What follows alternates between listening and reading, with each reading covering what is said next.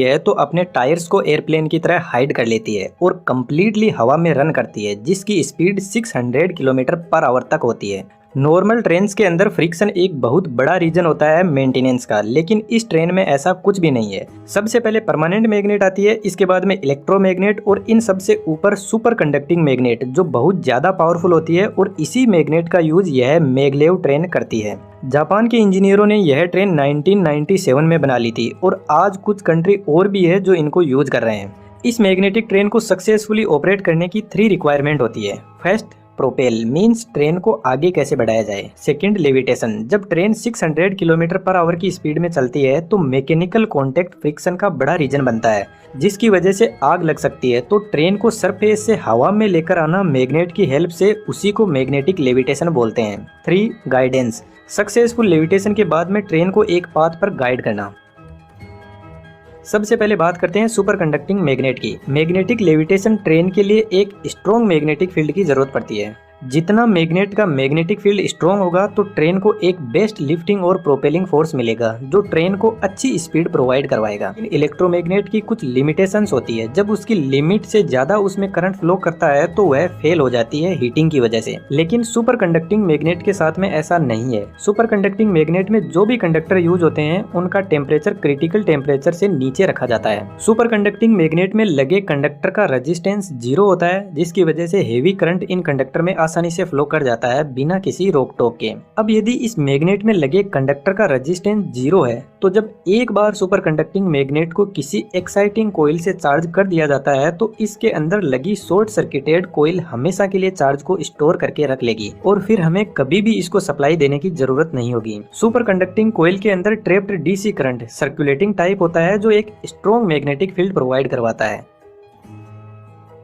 इस DC current की value बहुत ज्यादा हाई होती है, ऑलमोस्ट 700 किलो एम्पियर का करंट इसमें फ्लो करता है। और यह करंट कितना ज्यादा स्ट्रॉन्ग है इसका अंदाजा आप इस बात से लगा सकते हो कि 0.5 एम्पियर का करंट एक इंसान की जान ले सकता है। और यही रीजन है कि सुपर कंडक्टिंग मैग्नेट बहुत ज्यादा पावरफुल और एफिशिएंट इलेक्ट्रोमैग्नेट होती है। अब इतना ज्यादा heavy current super conducting magnet के कंडक्टर से फ्लो होगा तो जनरल सी बात है बहुत ज्यादा हीटिंग होगी। इसलिए सुपर कंडक्टिंग स्टेज में इसको रखने के लिए इसको कूलिंग प्रोवाइड करवाई जाती है और एज ए कूलेंट इसमें लिक्विड हीलियम रेफ्रिजरेंट यूज किया जाता है। जब लिक्विड हीलियम कंडक्टर की हीट को लेकर बाहर निकलती है तो कंडक्टर की हीट से यह इवेपोरेट हो जाती है, तो हमें इसको वापस लिक्विड में बदलने के लिए हीलियम कंप्रेसर को यूज किया जाता है। अब यहाँ पर एक बात नोटिस करने वाली है कि सुपर कंडक्टिंग मैग्नेट में यूज हुए कंडक्टर का रेजिस्टेंस 0 होता है, तो यह कंडक्टर बहुत ज्यादा हीट सेंसिटिव होता है, तो यह इन्वायरमेंट से बाहर की हीट को भी एब्जॉर्ब कर सकता है। इसलिए इसको बाहर की हीट से प्रोटेक्ट करने के लिए रेडिएशन शील्ड का यूज किया जाता है। जब सुपर कंडक्टिंग मैग्नेट को रेडिएशन शील्ड से प्रोटेक्ट कर दिया जाता है तो फिर से यहाँ पर एक प्रॉब्लम सामने आती है। सुपर कंडक्टिंग मैग्नेट के कंडक्टर की वजह से शील्ड के अंदर एडी करंट प्रोड्यूस होगा, जो फिर से शील्ड की हीटिंग का रीजन बनेगा। एडी करंट एक ऐसा करंट होता है जिसका नेचर सर्कुलेटिंग टाइप होता है। इस करंट की किसी को जरूरत नहीं होती है, लेकिन यह मैग्नेटिक फील्ड की वजह से अपने आप ही सर्कुलेट करने लग जाता है। तो यहाँ पर रेडिएशन शील्ड को भी कूलिंग की जरूरत होगी और इसको लिक्विड नाइट्रोजन की कूलिंग प्रोवाइड की जाती है बाहरी रेडिएशन को अंदर आने से रोकने के लिए। रेडिएशन शील्ड के बीच में वैक्यूम क्रिएट कर दिया जाता है ताकि बाहर की रेडिएशन को अच्छे से रोका जा सके। इसी तरीके से एक सुपर कंडक्टिंग मैग्नेट बनकर तैयार होती है और वह अपनी सुपर कंडक्टिंग स्टेज में एक्सीलेंट मैग्नेटिक फील्ड प्रोवाइड करवाती है। और ऐसी ही 4 मैग्नेट के सेट को लेकर एक प्रोटेक्टिव शील्ड इनके लिए तैयार कर दी जाती है और इन 4 मैग्नेट के लिए एक कूलिंग सिस्टम हमने यूज किया है। इस तरीके से सुपर कंडक्टिंग मैग्नेट की एक पूरी यूनिट तैयार होती है और ऐसी बहुत सारी यूनिट ट्रेन के अंदर सेट की जाती है दोनों साइडों में। यहाँ पर आपने नोटिस किया हो तो सुपर कंडक्टिंग मैग्नेट को तो इलेक्ट्रिसिटी की जरूरत नहीं होती है, लेकिन जो कूलिंग के लिए प्रोपेलेंट हमने प्रोवाइड किया है उसको हाई इलेक्ट्रिसिटी की जरूरत होती है। अब सुपर कंडक्टिंग मैग्नेट ट्रेन में सेट करने के बाद में हमें सबसे पहले जरूरत है ट्रेन को आगे बढ़ाना, यानी प्रोपेलिंग। यह कैसे अचीव किया जाए, इसके लिए नॉर्मल इलेक्ट्रोमैग्नेट जो अपन ने इस वीडियो में बात की थी वैसी ही मैग्नेट यहाँ पर यूज में ली जाती है और बहुत सारी मैग्नेट को सीरीज में लगाकर एक स्ट्रिंग बनाई जाती है। यह इलेक्ट्रोमैग्नेट ट्रेन को आगे बढ़ाने के लिए रिस्पॉन्सिबल होती है, इसलिए इनको प्रोपेलिंग कोइल्स भी बोलते हैं, जो बहुत ही इंटरेस्टिंग वे में ट्रेन को आगे बढ़ाती है। प्रोपेलिंग कोइल्स में इस तरीके से पावर सप्लाई की जाती है कि यदि एक कोइल नॉर्थ पोल का काम कर रही है तो पास वाली साउथ का काम करेगी। इस तरीके से alternate power supply in magnet को दी जाती है, जैसा कि आप यहाँ पर देख सकते हो।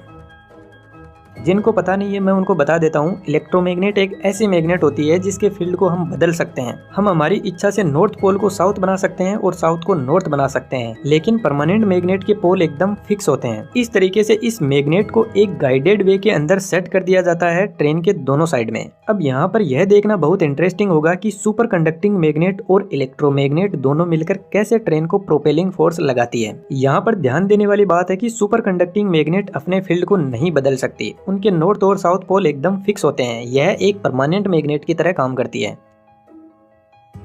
अब हम इन दोनों टाइप की मैग्नेट का एक साइड का बिहेवियर देखते हैं कि नेट फोर्स यहाँ पर कैसे काम करता है। इन सभी मैग्नेट पर लगने वाला फोर्स को आप यहाँ पर देख सकते हो, और यदि इस नेट फोर्स को हम कैलकुलेट करेंगे तो यह नेट फोर्स ट्रेन पर आगे की तरफ लगेगा। जैसे कि यह दोनों नॉर्थ पोल एक दूसरे को रिपेल करेंगे, इधर से यह वाला साउथ पोल इस नॉर्थ पोल को अट्रैक्ट करेगा, तो इस तरीके से ट्रेन पर लगने वाला फोर्स आगे की तरफ लग रहा है। इसी तरीके से इन सभी मैग्नेट का नेट फोर्स आगे की तरफ लग रहा है। जैसे ही ट्रेन नेक्स्ट पोजीशन पर पहुंचती है तो प्रोपेलिंग कोइल्स की पोलैरिटी बदल दी जाती है और फिर से नेट फोर्स आगे की तरफ लगेगा, और इस तरीके से प्रोपेलिंग कोइल्स की स्विचिंग से ट्रेन आगे की तरफ बढ़ती है, और इस स्विचिंग स्पीड से ही ट्रेन स्पीड को कंट्रोल किया जाता है। हमने प्रोपेलिंग को सक्सेसफुली अचीव कर लिया है। अब बात आती है मैग्नेटिक लेविटेशन की, कि किस तरीके से मैग्लेव को हवा में लिफ्ट किया जाए। ये 8 शेप वाले कोइल्स का यूज किया जाता है जिनके अंदर कोई पावर नहीं दी जाती है। यह एक तरीके से जनरेटर में जो वाइंडिंग लगी रहती है उसी तरीके से काम करती है। यह 8 शेप वाली कोइल बस एक वायर होता है और कुछ नहीं, जिसके अंदर कोई भी सप्लाई नहीं लगी रहती है। फिर यहाँ पर सोचने वाली बात है कि यह कैसे ट्रेन को लिफ्ट करेगी। इन 8 शेप वाली कोइल्स को गाइडेड वे के अंदर कुछ इस तरीके से सेट कर दिया जाता है। फैराडे का नियम कहता है कि जब किसी कोइल को मैग्नेटिक फील्ड के अंदर रखा जाता है तो वह कुछ फोर्स एक्सपीरियंस करता है। जैसे यदि हम इस परमानेंट मैग्नेट को इन दोनों साइड में रखे कोइल के बीच में रोटेट करवाएंगे तो इस मैग्नेट से निकलने वाला मैग्नेटिक लाइनें इन कोइल को कट करेगी, जिससे इसमें कुछ ना कुछ ईएमएफ इंड्यूस होगा। चलो इस कंसेप्ट को अपन मैग्लेव पर अप्लाई करके देखते हैं। ट्रेन के दोनों साइडों में रखी सुपर कंडक्टिंग मैग्नेट के बिहेवियर को यदि हम देखें तो यह दोनों मैग्नेट मिलकर एक बड़ी मैग्नेट की तरह काम करती है। एग्जाम्पल के तौर पर इसको थोड़ा सिंपल करने के लिए हम इन दोनों सुपर कंडक्टिंग मैग्नेट को एक कुछ इस टाइप की परमानेंट मैग्नेट समझ लेते हैं। जब यह मैग्नेट आगे की तरफ ट्रेवल करेगी तो मैग्नेट की मैग्नेटिक लाइन साइड में लगी 8 शेप वाले कोइल्स को कट करेगी। फैराडे के लॉ के अकॉर्डिंग इन 8 शेप वाली कोइल्स के दोनों लूप के अंदर ईएमएफ इंड्यूस करेगा, जो दोनों लूप के अंदर ऑपोजिट डायरेक्शन में होगा। यह आपको एक ही डायरेक्शन में दिख रहा है, लेकिन जब हम कोइल को सीधा करके देखेंगे तो इस पर लगने वाला फोर्स ऑपोजिट डायरेक्शन में होगा। इसका मतलब कोइल के अंदर जो नेट ईएमएफ इंड्यूस हो रहा है परमानेंट मैग्नेट की वजह से वह 0 होगा। तो जब नेट ईएमएफ 0 होगा तो हमने कोइल लगा ही क्यों? इसका रीजन है यदि हम परमानेंट मैग्नेट को थोड़ा सा नीचे सेट कर दें तो अब कोइल के नीचे वाला लूप ज्यादा मैग्नेटिक लाइन को फेस करेगा, जिसकी वजह से इसमें ऊपर वाले लूप के कंपैरिजन में ज्यादा ईएमएफ इंड्यूस होगा, जिसकी वजह से कोइल के अंदर एक करंट फ्लो करने लग जाएगा। जैसे ही इनमें करंट फ्लो होगा तो कोइल के अंदर पोल्स क्रिएट हो जाएंगे, ऊपर की तरफ साउथ पोल और नीचे की तरफ नॉर्थ पोल। अब यहाँ पर ध्यान से देखोगे तो यह दोनों नॉर्थ पोल एक दूसरे को रिपेल करेंगे, जिसकी वजह से ट्रेन को ऊपर की तरफ लिफ्ट फोर्स लगेगा। यदि यह फोर्स ग्रेविटेशनल फोर्स से ज्यादा होगा तो ट्रेन लेविटेट हो जाएगी, यानी हवा में आ जाएगी। जैसे ही ट्रेन लेविटेट होगी तो कोइल पर लगने वाला फोर्स कम हो जाएगा और मैग्नेट बैलेंस हो जाएगी। अब यहाँ पर एक प्रॉब्लम फिर से क्रिएट हो जाती है।